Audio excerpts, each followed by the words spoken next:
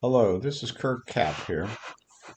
Today we're going to use some Parfix 3408 to finish up the inside of this small maple bowl.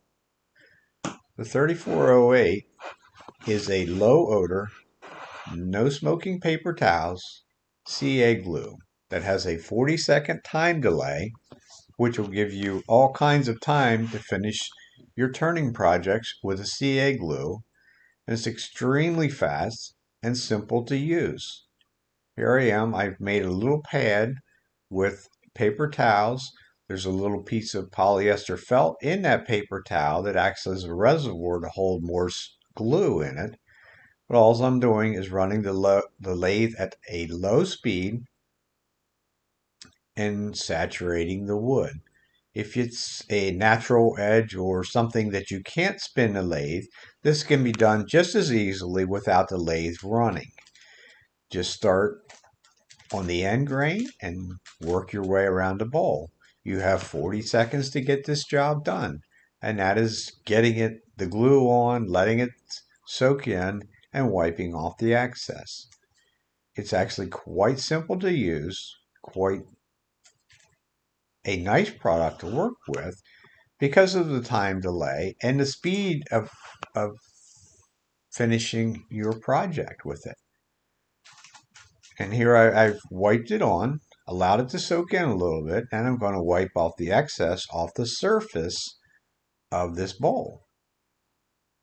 And once I've gotten the excess off the surface, I will hit this with a little bit of an accelerator, but you wouldn't necessarily have to if you don't want to. You could just let this sit for 5 or 10 minutes and then you can easily handle it. You can handle it in less time than that, but if you would find any place where there would be anything sitting on the surface and you would touch it with bare fingers, the heat and the moisture in your fingers would probably instantly bond your finger to the piece of wood, which you don't want. So I will spray it with a little bit of the activator, and I'm spraying it at 18 to 24 inches away because all you want is the mist of the activator to land on the surface. And it will start the chain reaction, which will develop the heat that's required to cure the CA glue. In my opinion, for the best results is to wait about an hour or so beyond this step before you do anything else with it. Because if you get in a hurry and rush, like I'm doing right here, so that I can get this video done, I've went to a polishing compound or polishing grid, as most of them would consider it. This is the Hampshire Sheen Microfine. There's plenty of other ones out there. This just so happens this is the one I have. And it comes in a huge container, so I figured it'll last me for years because you don't use that much of it to start with. I'll put, liberal amount of that on and, turn the lathe on at a slow speed, work it in, and it's kind of an interesting product to work with. You can actually hear it. Sounds like you're sanding the surface back, which you are, because there'll be little places where the grain has raised and such as that. It's no different than putting on any other finish. It's going to do certain things to certain woods. It's going to make the grain stand up and things of that nature. But this microcrystalline stuff would work just fine because you don't want to go backwards in your sanding process and use the coarser abrasive. So I'll work that in well until you can actually hear it. It'll sort of stop cutting. And I'm going to wipe off the excess, or most of the excess at least anyhow, off of the surface. And at that point, I'll flip that paper towel over, and I'm using a shop towel there because I feel they're softer and don't leave scratch marks of a normal paper towel.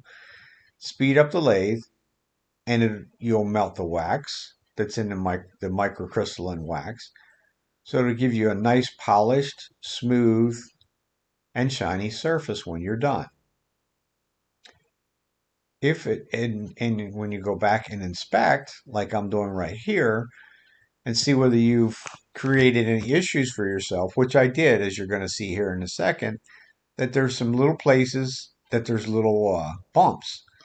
And that's because that glue hasn't set up the whole way down through, so the heat And friction from the polishing part of it brought the glue right back to the surface.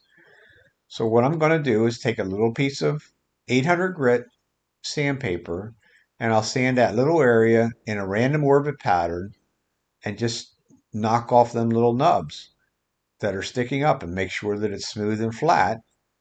And then I'll go back over it with the microcrystalline wax again and polish. And basically all you're doing is polishing that one little area, but make sure you hit the whole thing and you'll be done.